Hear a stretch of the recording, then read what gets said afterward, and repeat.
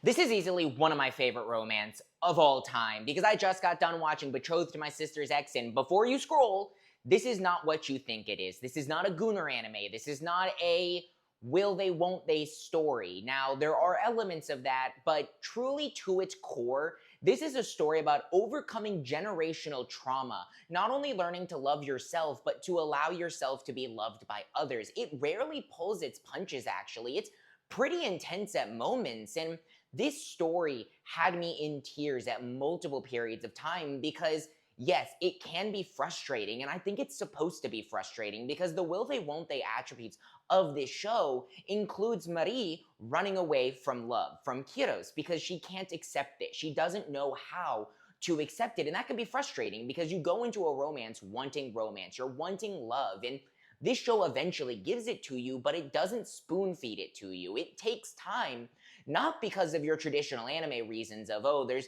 a misunderstanding of, oh, this one doesn't actually like me. No, he's very upfront with his feelings. He lets them know right off the bat, and Marie knows that, and Marie knows that she loves him too. But deep down, she has this internal struggle that her parents brought into her life of not being beautiful, not being loved by her own family, not having friends, being abused both physically and mentally, and that does a lot of damage to a person. Those who have been abused know that. It's not as simple as just waking up one day and someone telling you that they love you, because how are you supposed to believe them, especially when your own parents don't love you and treat you like absolute garbage? So when a man comes into your life and is presenting you with overwhelming love, no wonder you're gonna be skeptical. You're gonna think he's acting, especially because of the circumstances around this, because the way that this show gets its name is Marie's sister supposedly dies, and she now has to go in her sister's place to be married off to the Baron. And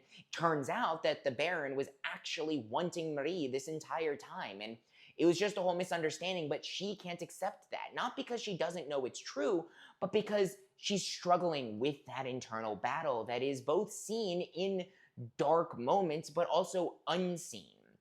I think it's absolutely beautiful in what it does with its 12 episodes. It is a very complete story, and there's only one thing that I thought I would have a slight problem with that plays a major plotline in the way that this show wraps up, and I'm not going to spoil it for you because it's core to the story, but if you know what I'm talking about, I actually came around on it. I felt like it was necessary to wrap the story up, both in a happy way, but in a way that made sense. But let me know your thoughts in the comments, and I really hope more people watch this because I genuinely mean what I said at the beginning of this, but drop a like and follow while you're there, and as always,